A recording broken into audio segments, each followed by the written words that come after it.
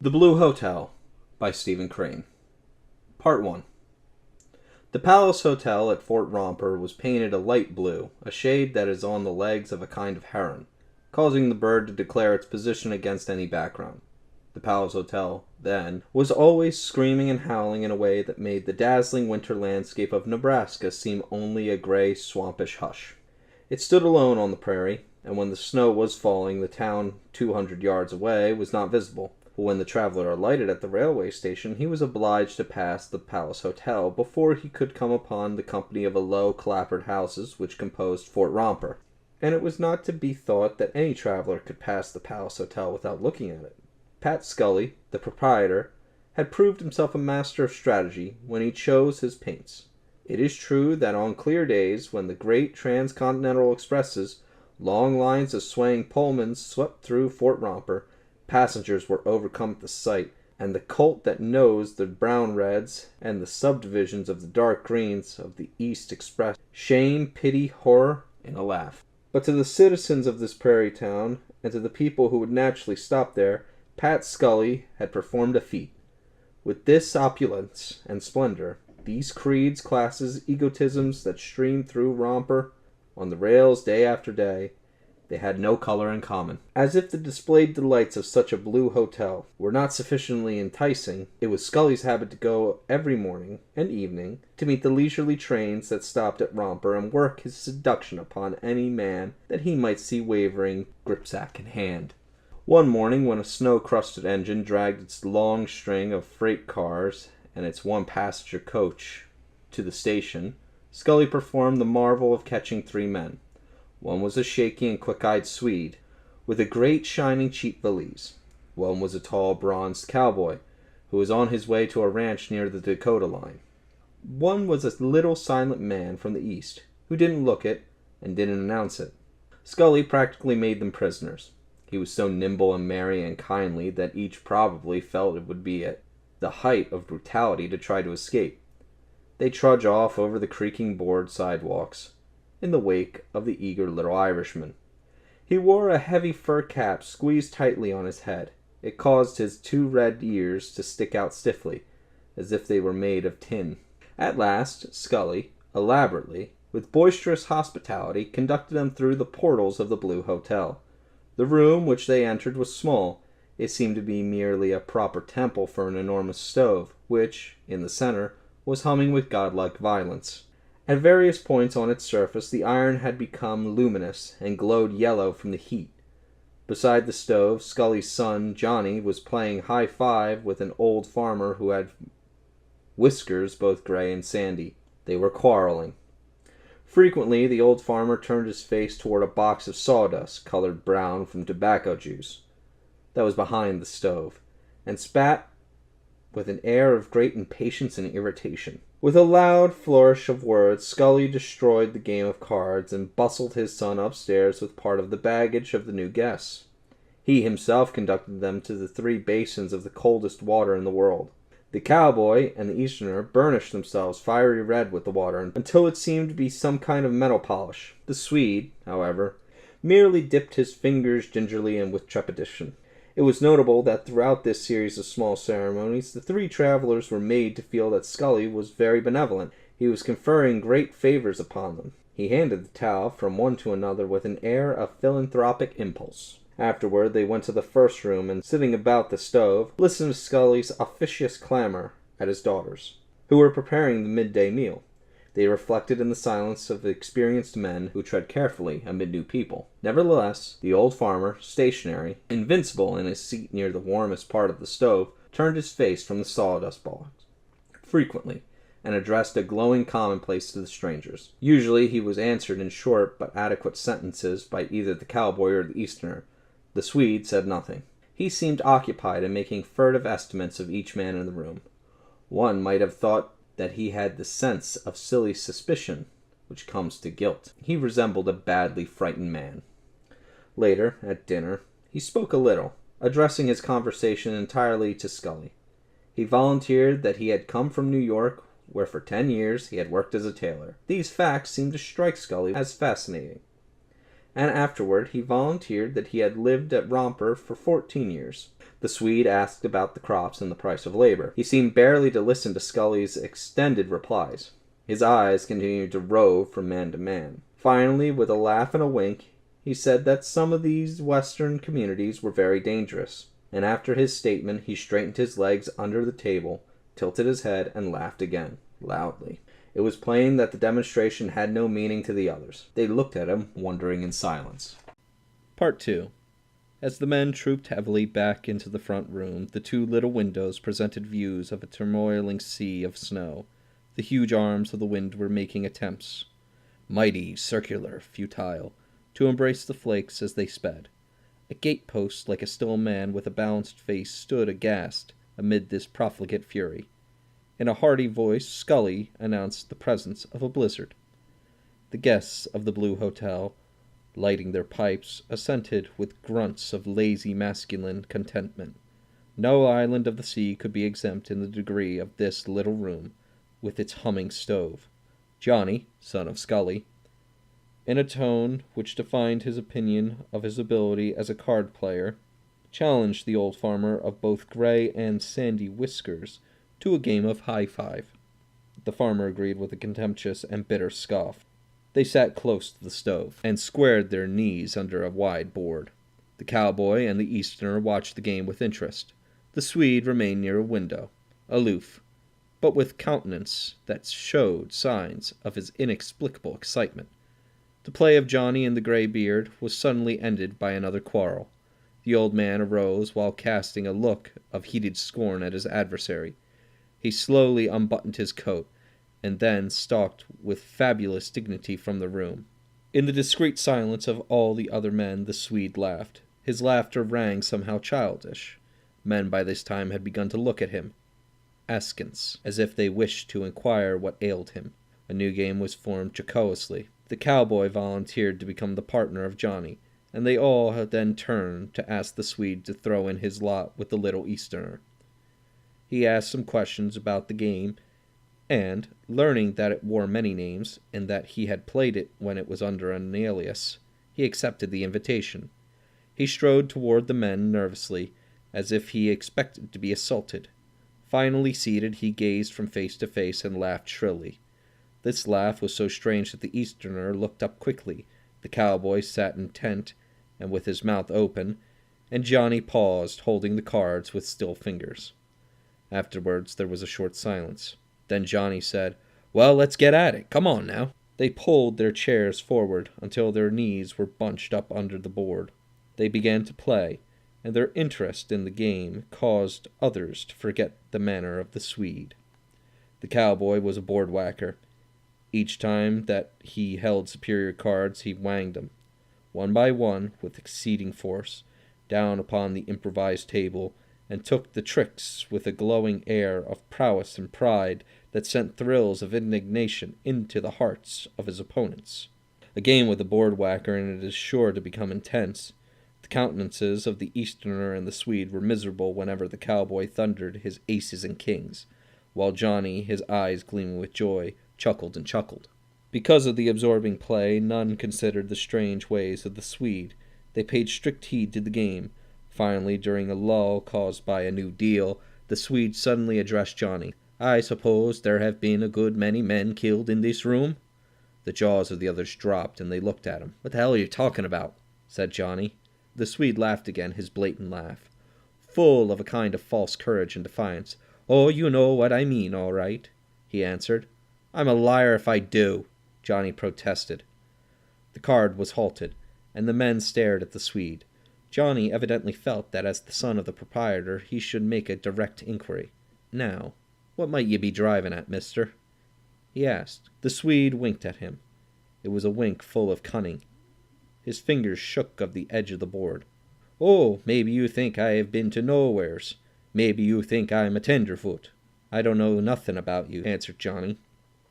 "I don't give a damn where you've been. All I got to say is that I don't know what you're driving at. There hain't never been nobody killed in this room." The cowboy, who had been steadily gazing at the Swede, then spoke. "What's wrong with you, mister?" Apparently it seemed to the Swede that he was formidably menaced. He shivered and turned white near the corners of his mouth. He sent an appealing glance in the direction of the little Easterner. During these moments he did not forget to wear his air of advanced pot velour. "They say they don't know what I mean," he remarked mockingly to the Easterner. The latter answered after prolonged and cautious reflection, "I don't understand you," he said impassively. The Swede made a movement then which announced that he thought he had encountered treachery from the only quarter where he had expected sympathy, if not help.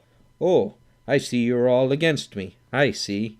The cowboy was in a state of deep stupefaction. "Say," he cried, as he tumbled the deck violently down upon the board. "Say, what are you getting at, eh?" The Swede sprang up with the celerity of a man escaping from a snake on the floor. "I don't want to fight," he shouted. "I don't want to fight." The cowboy stretched his long legs indolently and deliberately. His hands were in his pockets. He spat into the sawdust box. "Well, who the hell thought you did?" he inquired. The Swede backed rapidly toward a corner of the room. His hands were out protectingly in front of his chest, but he was making an obvious struggle to control his fright. "Gentlemen," he quavered, "I suppose I am going to be killed before I can leave this house. I suppose I am going to be killed before I can leave this house." His eyes were the dying swan look. Through the windows could be seen the snow turning blue in the shadow of dusk. The wind tore at the house, and some loose thing beat regularly against the clapboards like a spirit tapping. A door opened, and Scully himself entered. He paused in surprise as he noted the tragic attitude of the Swede. Then he said, "What's the matter here?" The Swede answered him swiftly and eagerly. "These men are going to kill me." "Kill you?" ejaculated Scully. "Kill you? What are you talking?" The Swede made the gesture of a martyr. Scully wheeled sternly upon his son. "What is this, Johnny?" The lad had grown sullen. "Damned if I know," he answered. "I can't make no sense to it." He began to shuffle the cards, fluttering them together with an angry snap. "He says a good many men have been killed in this room, or something like that. And he says he's going to be killed here, too. I don't know what ails him. He's crazy, I shouldn't wonder." Scully then looked for explanation to the cowboy, but the cowboy simply shrugged his shoulders. "Kill you?" said Scully again to the Swede. "Kill you? Man, you're off your nut." "Oh, I know," burst out the Swede. "I know what will happen. Yes, I'm crazy, yes. Yes, of course, I'm crazy, yes. But I know one thing." There was a sort of sweat of misery and terror upon his face. "I know I won't get out of here alive." The cowboy drew a deep breath, as if his mind was passing to the last stages of dissolution. "Well, I'm doggoned," whispered to himself. Scully wheeled suddenly and faced his son. "You've been troubling this man." Johnny's voice was loud with its burden of grievance.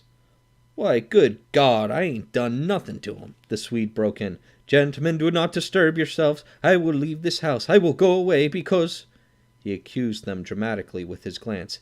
"Because I do not want to be killed." Scully was furious with his son. "Will you tell me what is the matter, you young devil? Will you tell me what is the matter? Speak out!" "Blame it!" cried Johnny in despair. "Don't I tell you I don't know? He says we want to kill him, and that's all I know. I can't tell what ails him." The Swede continued to repeat, "Never mind, Mr. Scully, never mind.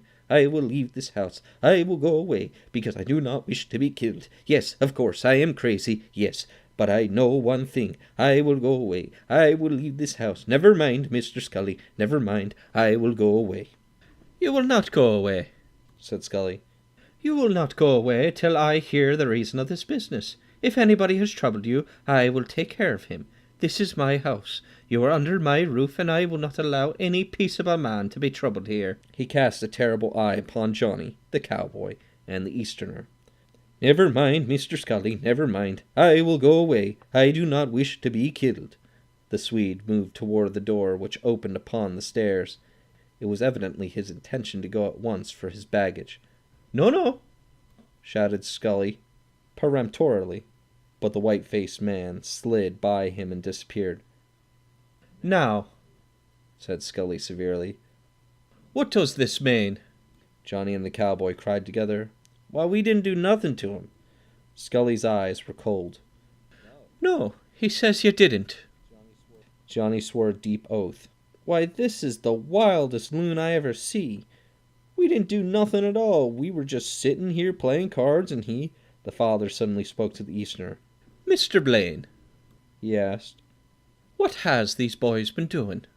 The Easterner reflected again. I didn't see anything wrong at all, he said at last, slowly. Scully began to howl. But what does it mean? He stared ferociously at his son. I have a mind to lather you for this, me boy. Johnny was frantic. Well, what have I done? He bawled at his father. Part 3. I think you are tongue-tied, said Scully finally to his son, the cowboy, and the Easterner, and at the end of this scornful sentence he left the room. Upstairs, the Swede was swiftly fastening the straps of his great valise. Once his back happened to be half turned toward the door, and hearing a noise there, he wheeled and sprang up, uttering a loud cry. Scully's wrinkled visage showed grimly in the light of the small lamp he carried. This yellow effulgence, streaming upward, colored only his prominent features, and left his eyes, for instance, in mysterious shadow. He resembled a murderer. Man, he exclaimed, have you gone daffy? Oh no, rejoined the other. There are people in this world who know pretty nearly as much as you do, understand?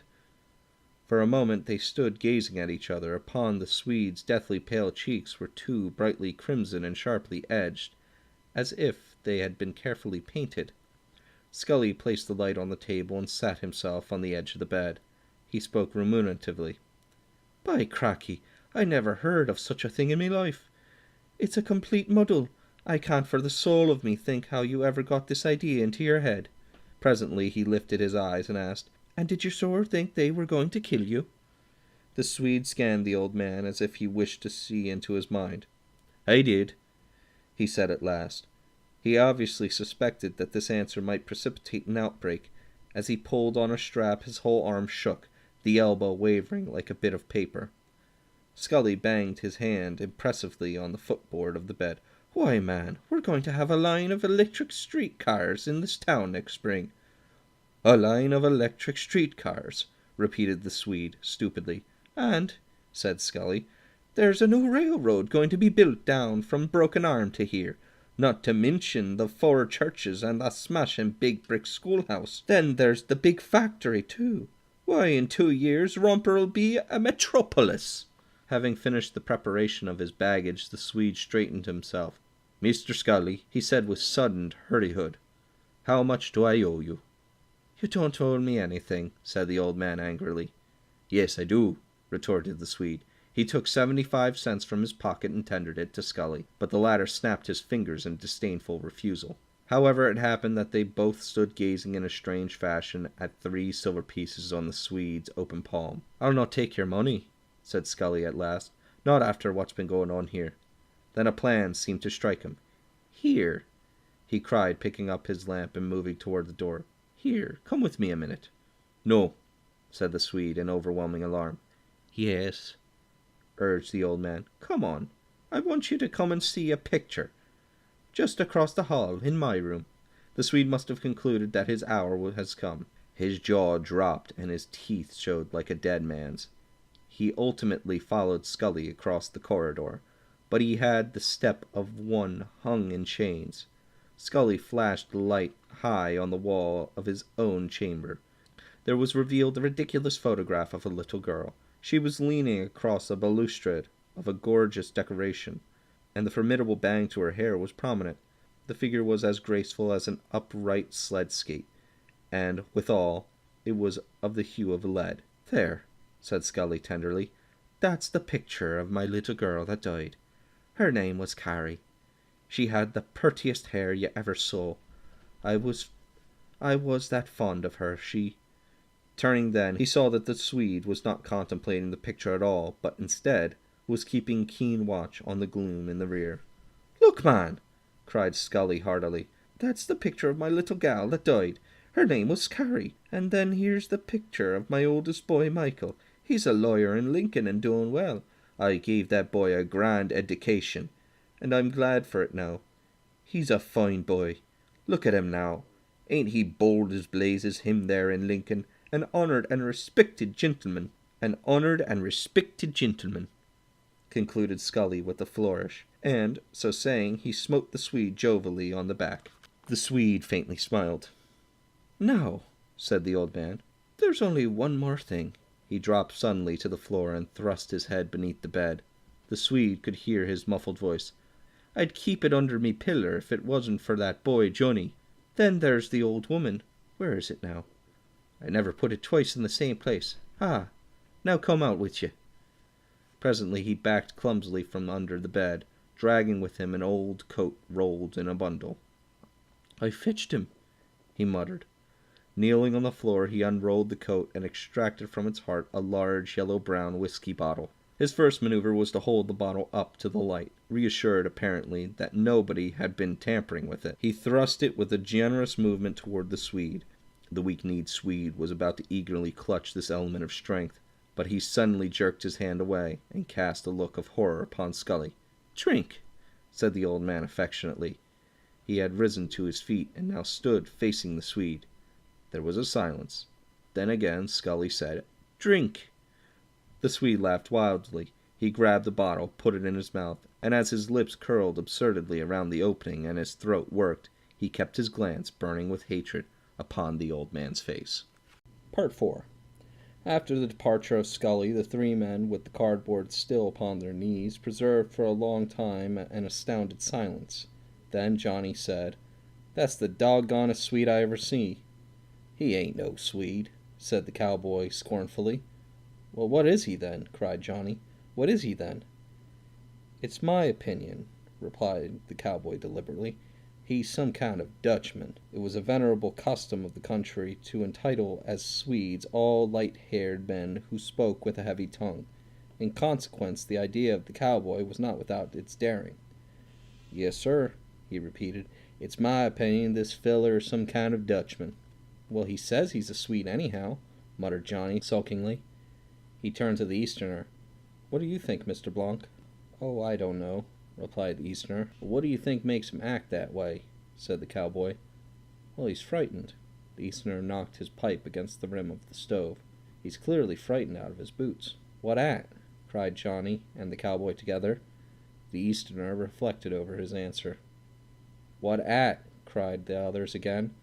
"Oh, I don't know, but it seems to me this man has been reading dime novels, and he thinks he's right out in the middle of it, the shooting and stabbing and all." "But," said the cowboy, deeply scandalized, "this ain't Wyoming, nor none of them places. This is Nebraska." "Yes," added Johnny. "And why don't he wait till he gets out west?" The traveled Easterner laughed. "It isn't different there, even. Not in these days. But he thinks he's right in the middle of hell." Johnny and the cowboy mused long. "It's awful funny," remarked Johnny at last. "Yes," said the cowboy. "This is a queer game. I hope we don't get snowed in, because then we'd have to stand this here man being round us all the time. That wouldn't be no good." "I wish Pop would throw him out," said Johnny. Presently they heard a loud stamping on the stairs, accompanied by ringing jokes in the voice of old Scully, and laughter, evidently, from the Swede. The men around the stove stared vacantly at each other. "Gosh," said the cowboy. The door flew open, and old Scully, flushed and anecdotal, came into the room. He was jabbering at the Swede, who followed him, laughing bravely. It was the entry of the two roysters from a banquet hall. "Come now," said Scully sharply to the three seated men.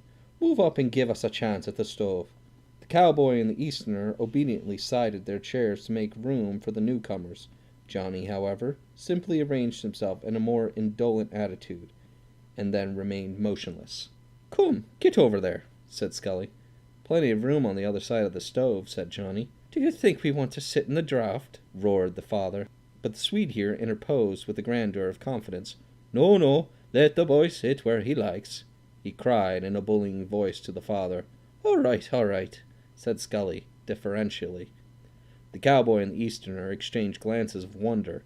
The 5 chairs were formed in a crescent about one side of the stove. The Swede began to talk. He talked arrogantly, profanely, angrily. Johnny, the cowboy, and the Easterner maintained a morose silence, while old Scully appeared to be receptive and eager, breaking in constantly with sympathetic ejaculations. Finally, the Swede announced he was thirsty. He moved in his chair and said that he would go for a drink of water. "I'll get it for you," cried Scully at once. "No," said the Swede contemptuously. "I'll get it for myself." He arose and stalked with the air of an owner off into the executive parts of the hotel. As soon as the Swede was out hearing, Scully sprang to his feet and whispered intensely to the others. "Upstairs he thought I was trying to poison him." "Say," said Johnny, "this makes me sick. Why don't you throw him out in the snow?" "Why, he's all right now," declared Scully. "It was only that he was from the East, and he thought this was a tough place, that's all. He's all right now." The cowboy looked with admiration upon the Easterner. "You were straight," he said. "You were on that there Dutchman." "Well," said Johnny to his father, "he may be all right now, but I don't see it. Other time he was scared. But now he's too fresh." Scully's speech was always a combination of Irish brogue and idiom, Western twang and idiom, and scraps of curiously formal dictation taken from the storybooks and newspapers. He now hurled a strange mass of language at the head of his son. "What do I keep? What do I keep? What do I keep?" he demanded in a voice of thunder. He slapped his knee impressively to indicate that he himself was going to make a reply, and that all should heed. "I keep a hotel," he shouted. "A hotel, do you mind? A guest under my roof has sacred privileges. He is to be intimidated by none. Not one word shall he hear that would prejudice him in favour of going away. I'll not have it. There's no place in this here town where they can say they ever took in a guest of mine because he was afraid to stay here." He wheeled away suddenly upon the cowboy and the Easterner. "Am I right?" "Yes, Mr. Scully," said the cowboy. "I think you're right." "Yes, Mr. Scully," said the Easterner. "I think you're right." Part 5. At 6 o'clock supper, the Swede fizzled like a firewheel. He sometimes seemed on the point of bursting into riotous song, and in all his madness he was encouraged by old Scully. The Easterner was encased in reserve. The cowboy sat in wide-mouthed amazement, forgetting to eat while Johnny wrathfully demolished great plates of food. The daughters of the house, when they were obliged to replenish the biscuits, approached as warily as Indians, and, having succeeded in their purpose, fled with ill-concealed trepidation. The Swede domineered the whole feast, and he gave it the appearance of a cruel bacchanal. He seemed to have grown suddenly taller. He gazed brutally disdainful into every face. His voice rang through the room, once when he jabbed out harpoon fashion with his fork to pinion a biscuit. The weapon nearly impaled the hand of the Easterner, which had been stretched quietly out for the same biscuit. After supper, as the men filed toward the other room, the Swede smote Scully ruthlessly on the shoulder. "Well, old boy, that was a good square meal." Johnny looked hopefully at his father. He knew that shoulder was tender from an old fall, and indeed it appeared for a moment as if Scully was going to flame out over the matter, but in the end he smiled a sickly smile and remained silent. The others understood from his manner that he was admitting his responsibility for the Swede's new viewpoint. Johnny, however, addressed his parent in an aside. "Why don't you license somebody to kick you downstairs?" Scully scowled darkly by way of reply. When they were gathered about the stove, the Swede insisted on another game of high-five. Scully gently deprecated the plan at first, but the Swede turned a wolfish glare upon him. The old man subsided, and the Swede canvassed the others. In his tone there was always a great threat. The cowboy and the Easterner both remarked indifferently that they would play. Scully said that he would presently have to go meet the 6:58 train, and so the Swede turned menacingly upon Johnny. For a moment their glances crossed like blades, and then Johnny smiled and said, "Yes, I'll play." They formed a square with the little board on their knees. The Easterner and the Swede were again partners. As the play went on, it was noticeable that the cowboy was not board-whacking as usual. Meanwhile, Scully near the lamp had put on his spectacles and, with an appearance curiously like an old priest, was reading a newspaper. In time he went out to meet the 6:58 train, and, despite his precautions, a gust of polar wind whirled into the room as he opened the door. Besides scattering the cards, it chilled the players to the marrow. The Swede cursed frightfully. When Scully returned, his entrance disturbed a cozy and friendly scene. The Swede again cursed. But presently they were once more intent, their heads bent forward and their hands moving swiftly. The Swede had adopted the fashion of board-whacking. Scully took up his paper, and for a long time remained immersed in matters that were extraordinarily remote from him. The lamp burned badly, and once he stopped to adjust the wick, the newspaper, as he turned from page to page, rustled with a slow and comfortable sound. Then suddenly he heard 3 terrible words. "You are cheating!" Such scenes often prove that there can be little of dramatic import in environment. Any room can present a tragic front. Any room can be a comic. The little den was now hideous as a torture chamber. The new faces of the men themselves had changed it upon the instant. The Swede held a huge fist in front of Johnny's face, while the latter looked steadily over it into the blazing orbs of his accuser. The Easterner had grown pallid. The cowboy's jaw had dropped in that expression of bovine amazement which was one of his important mannerisms. After the 3 words, the first sound in the room was made by Scully's paper as it floated forgotten to his feet. His spectacles had also fallen from his nose, but by a clutch he had saved them in air. His hand, grasping the spectacles, now remained poised awkwardly and near his shoulder. He stared at the card players. Probably the silence was while a second elapsed. Then, if the floor had been suddenly twitched out from under the men, they could not have moved quicker. The 5 had projected themselves headlong toward a common point. It happened that Johnny, in rising to hurl himself upon the Swede, had stumbled slightly because of his curiously instinctive care for the cards and the board. The loss of the moment allowed time for the arrival of Scully, and also allowed the cowboy time to give the Swede a great push which sent him staggering back. The men had found tongue together, and hoarse shouts of rage, appeal, or fear burst from every throat.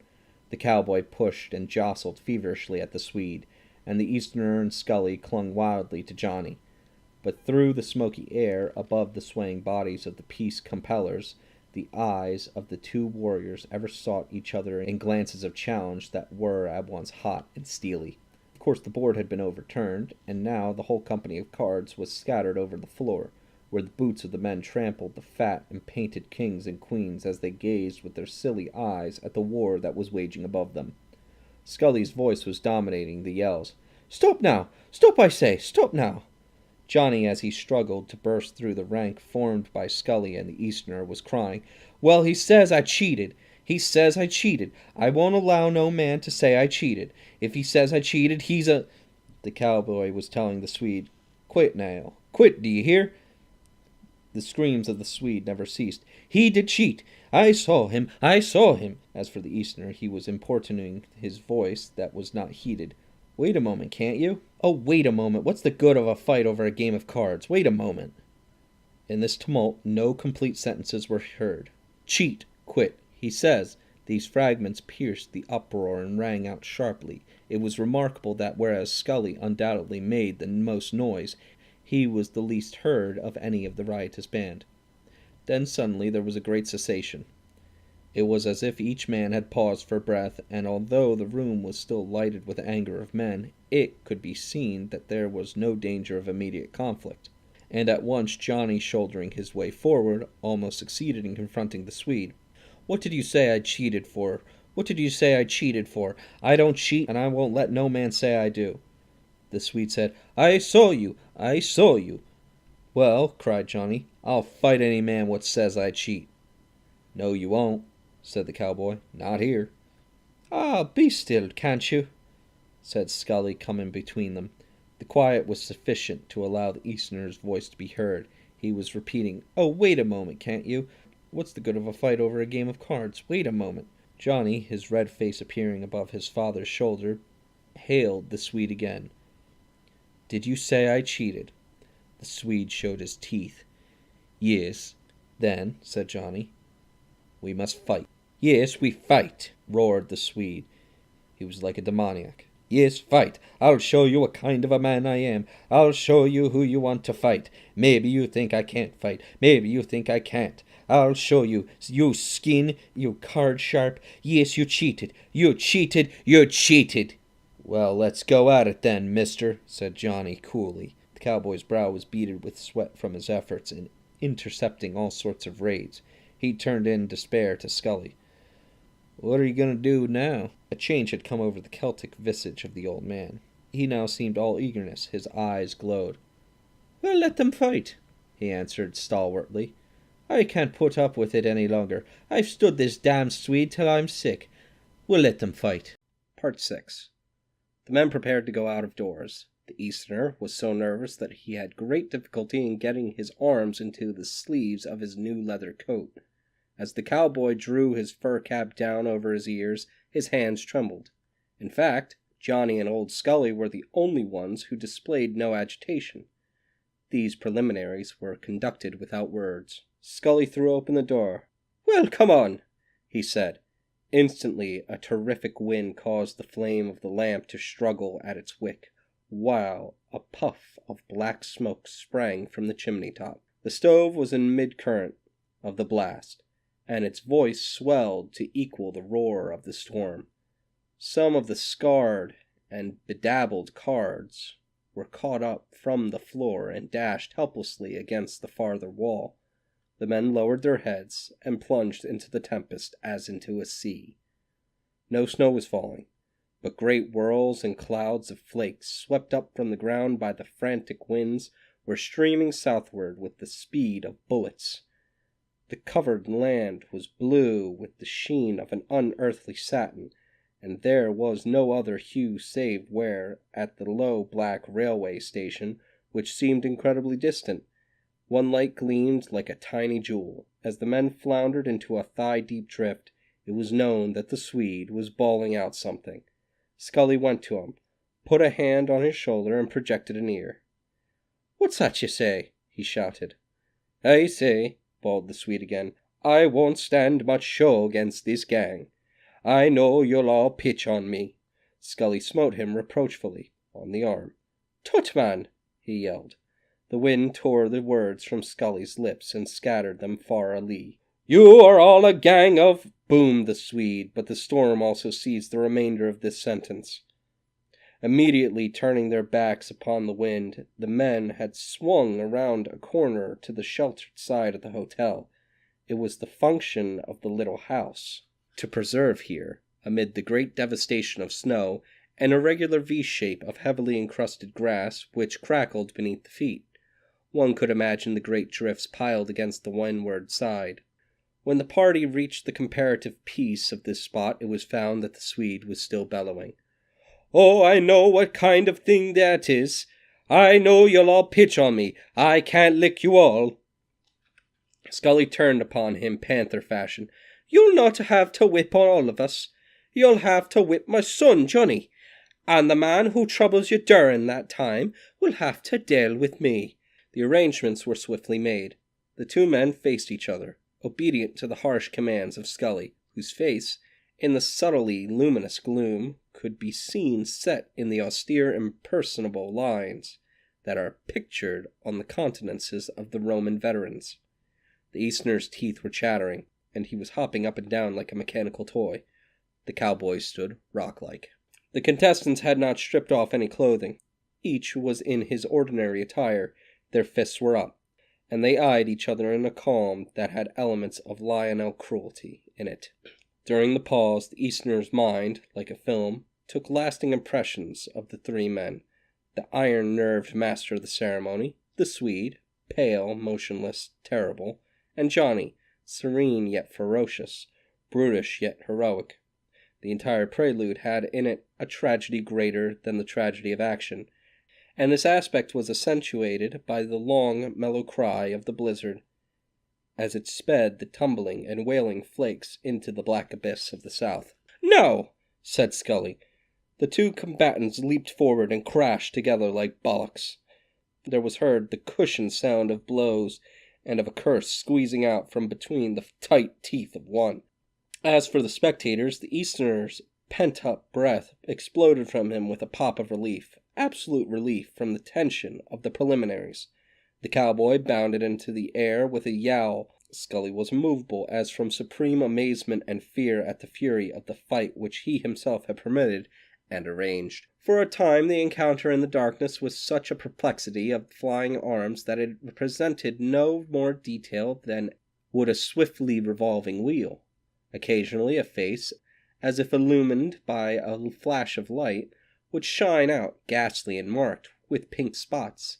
A moment later, the men might have been known as shadows, if it were not for the involuntary utterance of oaths that came from them in whispers. Suddenly, a holocaust of warlike desire caught the cowboy, and he bolted forward with the speed of a bronco. "Go it, Johnny! Go it! Kill him! Kill him!" Scully confronted him. "Get back!" he said, and by his glance the cowboy could tell that this man was Johnny's father. To the Easterner there was a monotony of unchangeable fighting that was an abomination. This confused mingling was eternal to his sense, which was concentrated in a longing for the end, the priceless end. Once the fighters lurched near him, and as he scrambled hastily backward, he heard them breathe like men on the rack. "Kill him, Johnny! Kill him! Kill him! Kill him!" The cowboy's face was contorted like one of those agony masks in museums. "Keep still," said Scully icily. Then there was a sudden loud grunt, incomplete, cut short, and Johnny's body swung away from the Swede and fell with sickening heaviness on the grass. The cowboy was barely in time to prevent the mad Swede from flinging himself upon his prone adversary. "No, you don't," said the cowboy, interposing an arm. "Wait a second." Scully was at his son's side. "Johnny! Johnny, me boy!" His voice had a quality of melancholy tenderness. "Johnny, can you go on with it?" He looked anxiously down into the bloody, pulpy face of his son. There was a moment of silence, and then Johnny answered in his ordinary voice, "Yes, yes." Assisted by his father, he struggled to his feet. "Wait a bit now till you get your wind," said the old man. A few paces away, the cowboy was lecturing the Swede. "No, you don't. Wait a second." The Easterner was plucking at Scully's sleeve. "Oh, this is enough," he pleaded. "This is enough. Let it go as it stands. This is enough." "Bill," said Scully, "get out of the road." The cowboy stepped aside. "No." The combatants were actuated by a new caution as they advanced toward collision. They glared at each other, and then the Swede aimed a lightning bolt that carried with it his entire weight. Johnny was evidently half stupid from weakness, but he miraculously dodged, and his fist sent the overbalanced Swede sprawling. The cowboy, Scully, and the Easterner burst into a cheer that was like a chorus of triumphant soldiery. But before its conclusion, the Swede had scuffled agilely to his feet and come in berserk abandon at his foe. There was another perplexity of flying arms, and Johnny's body again swung away and fell even as a bundle might fall from a roof. The Swede instantly staggered to a little wind-waved tree and leaned upon it, breathing like an engine, while his savage and flame-lit eyes roamed from face to face as the men bent over Johnny. There was a splendor of isolation in his situation at this time, which the Easterner felt once when, lifting his eyes from the man on the ground, he beheld that mysterious and lonely figure waiting. "Are you any good yet, Johnny?" asked Scully in a broken voice.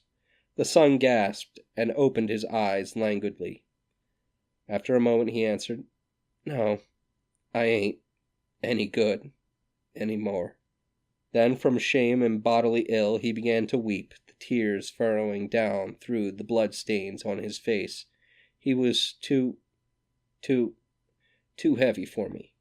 Scully straightened and addressed the waiting figure. "Stranger," he said evenly, "it's all up with our side." Then his voice changed into that vibrant huskiness which is commonly the tone of the most simple and deadly announcements. "Johnny is whipped." Without replying, the victor moved off on the route to the front door of the hotel. The cowboy was formulating new and unspellable blasphemies. The Easterner was startled to find that they were out in a wind that seemed to come direct from the shadowed Arctic floes. He heard again the wail of the snow as it was flung to its grave in the south. He knew now that all this time the cold had been sinking into him deeper and deeper, and he wondered that he had not perished. He felt indifferent to the condition of the vanquished man. "Johnny, can you walk?" asked Scully. "Did I hurt him?" "Hurt him any?" asked the son. "Can you walk, boy? Can you walk?" Johnny's voice was suddenly strong. There was a robust impatience in it. "I asked you whether I hurt him any." "Yes, Johnny," answered the cowboy consolingly. "He's hurt a good deal." They raised him from the ground, and as soon as he was on his feet, he went tottering off, rebuffing all attempts at assistance. When the party rounded the corner, they were fairly blinded by the pelting of the snow. It burned their faces like fire. The cowboy carried Johnny through the drift to the door. As they entered, some cards again rose from the floor and beat against the wall. The Easterner rushed to the stove. He was so profoundly chilled that he almost dared to embrace the glowing iron. The Swede was not in the room. Johnny sank into a chair and, folding his arms on his knees, buried his face in them, Scully warming one foot and then the other at a rim of the stove, muttered to himself with Celtic mournfulness. The cowboy had removed his fur cap, and with a dazed and rueful air he was running one hand through his tousled locks. From overhead they could hear the creaking of the boards as the Swede tramped here and there in his room. The sad quiet was broken by the sudden flinging open of a door that led toward the kitchen. It was instantly followed by an inrush of women. They precipitated themselves upon Johnny amid a chorus of lamentation. Before they carried their prey off to the kitchen, there to be bathed and harangued with the mixture of symphony and abuse which is a feat of their sex, the mother straightened herself and fixed old Scully with an eye of stern reproach. "Shame be upon you, Patrick Scully!" she cried. "Your own son, too! Shame be upon you!" "There now, be quiet now," said the old man weakly. "Shame be upon you, Patrick Scully!" The girls, rallying to this slogan, sniffed disdainfully in the direction of those trembling accomplices, the cowboy and the Easterner. Presently they bore Johnny away, and left the three men to dismal reflection. Part 7. "I'd like to fight this here Dutchman myself," said the cowboy, breaking a long silence. Scully wagged his head sadly. "No, that wouldn't do. It wouldn't be right. It wouldn't be right." "Well, why wouldn't it?" argued the cowboy. "I don't see no harm in it." "No," answered Scully, with mournful heroism. "It wouldn't be right. It was Johnny's fight, and now we mustn't whip the man just because he whipped Johnny." "Yes, that's true enough." "Yes, that's true enough," said the cowboy.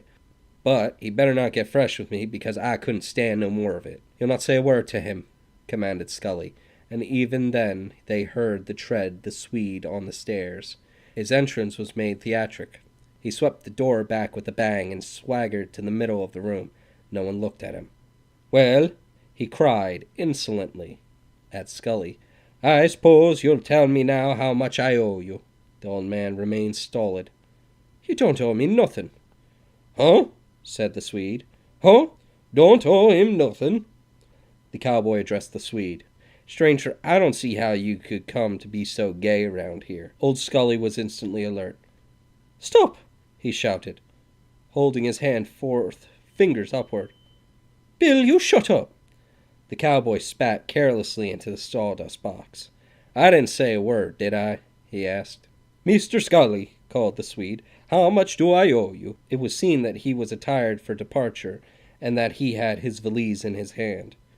"You don't owe me nothing," repeated Scully in the same imperturbable way. "Huh?" said the Swede. "I guess you're right.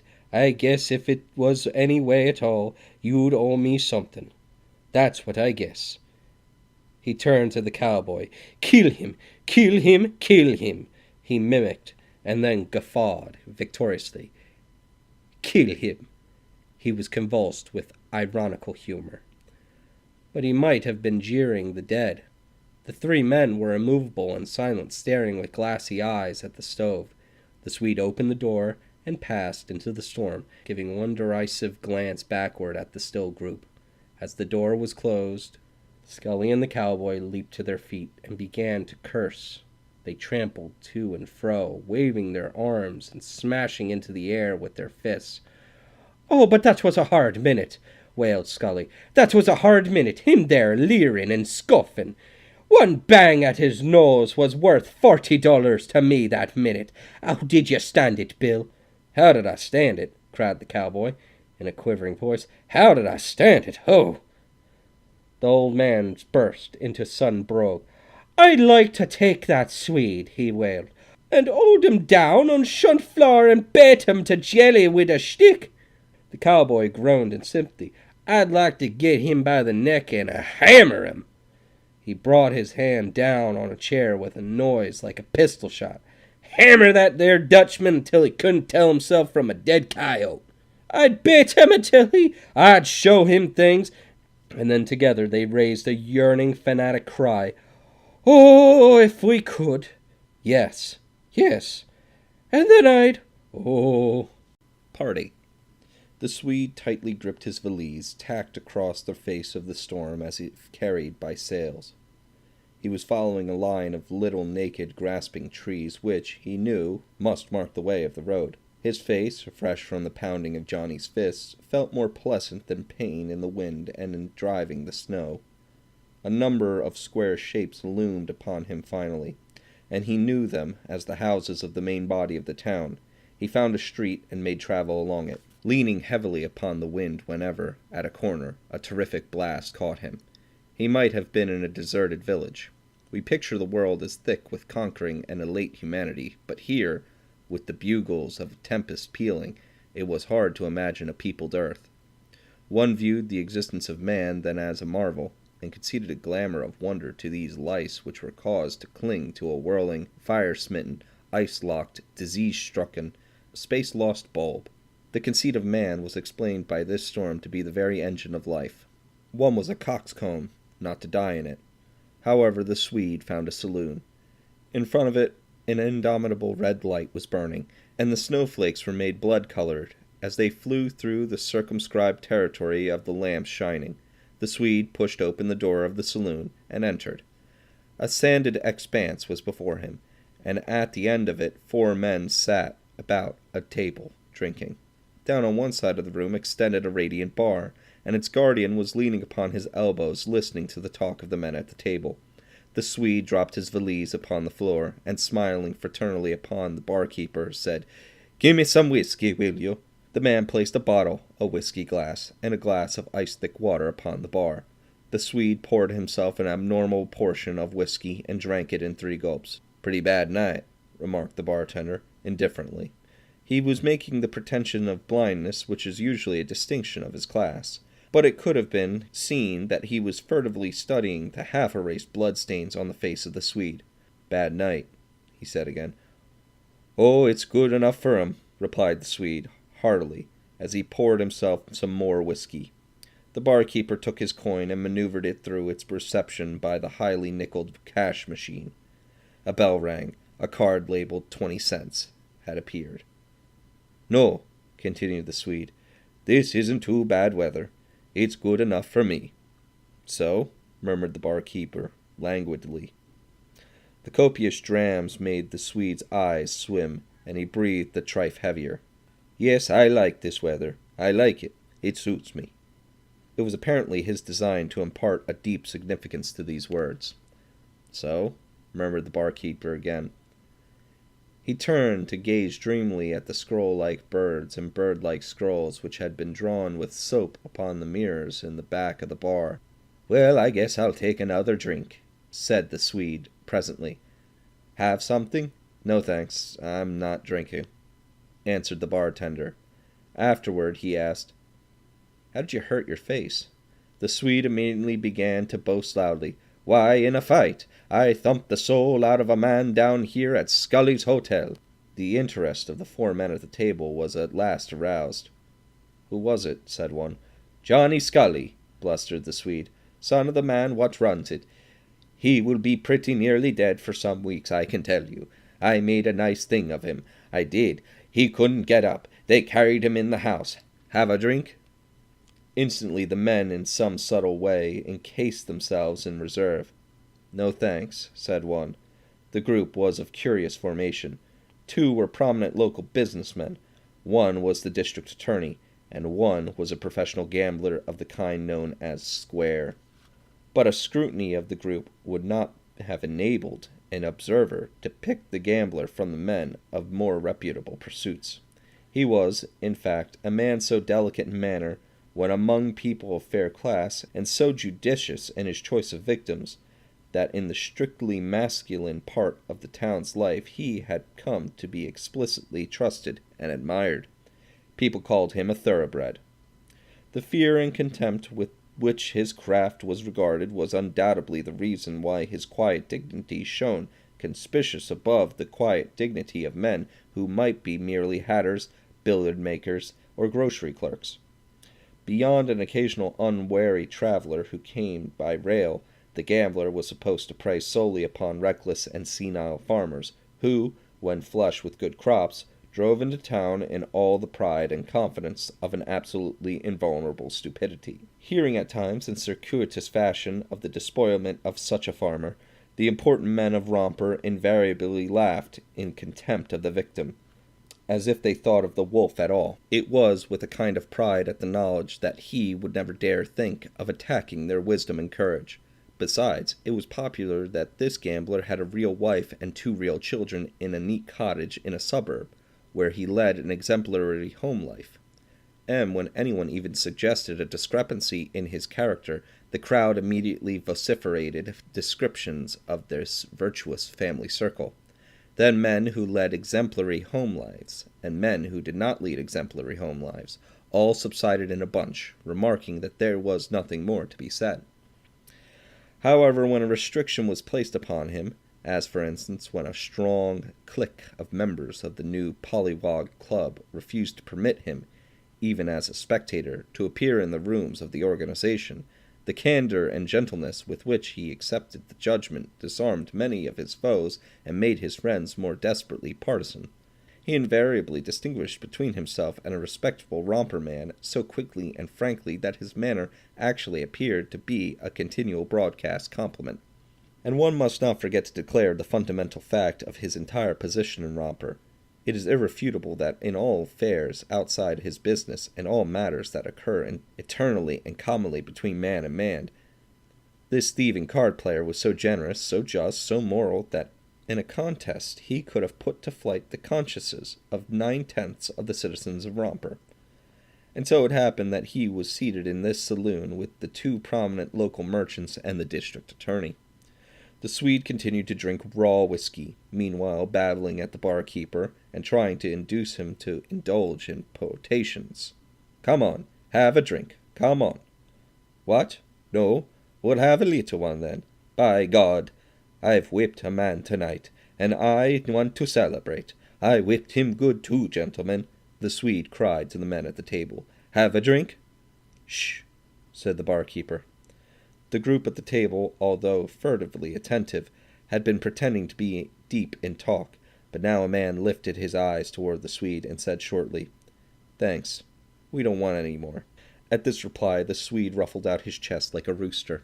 "Well," he exploded, "it seems I can't get anybody to drink with me in this town. Seems so, don't it? Well—" "Shh," said the barkeeper. "Say," snarled the Swede, "don't you try to shut me up. I won't have it. I'm a gentleman. I want people to drink with me, and I want 'em to drink with me now. Now! Do you understand?" He rapped the bar with his knuckles. Years of experience had calloused the bartender. He merely grew sulky. "I hear you," he answered. "Well," cried the Swede, "listen hard, then. See those men over there? Well, they're going to drink with me, and don't you forget it. Now you watch." "Hi!" yelled the barkeeper. "This won't do."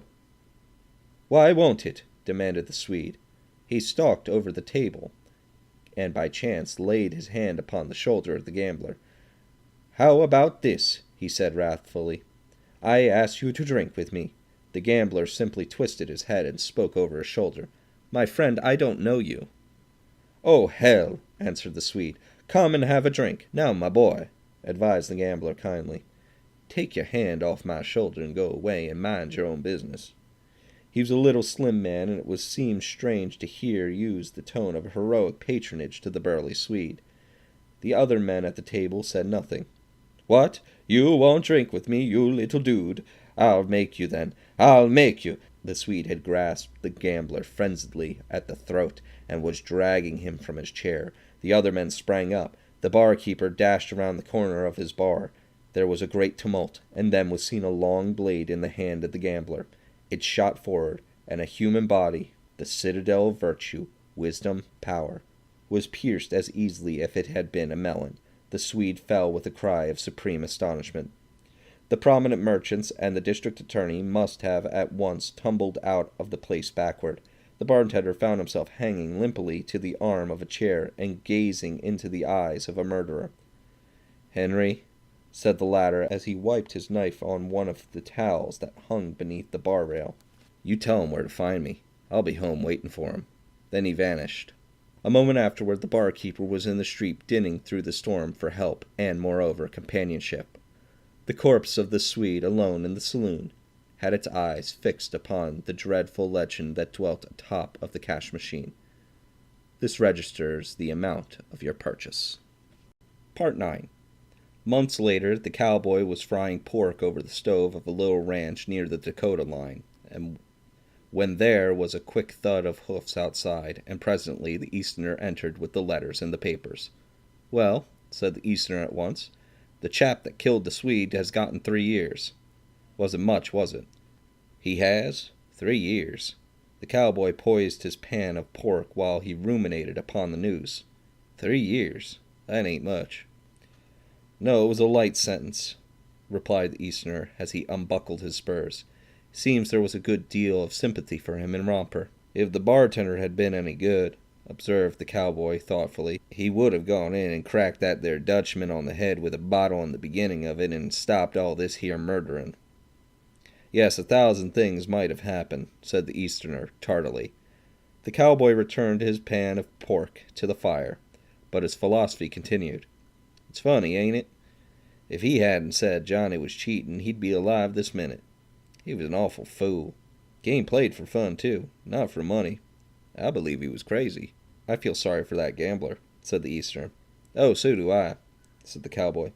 "He don't deserve none of it for killing who he did. The Swede might not have been killed if everything had been square." "Might not have been killed?" exclaimed the cowboy. "Everything square? Why, when he said that Johnny was cheating and acted like such a jackass, and then in the saloon he fairly walked up to get hurt." With these arguments the cowboy browbeat the Easterner and reduced him to rage. "You're a fool," cried the Easterner viciously. "You're a bigger jackass than that Swede by a million majority. Now let me tell you one thing. Let me tell you something. Listen. Johnny was cheating." "Johnny," said the Easterner blankly.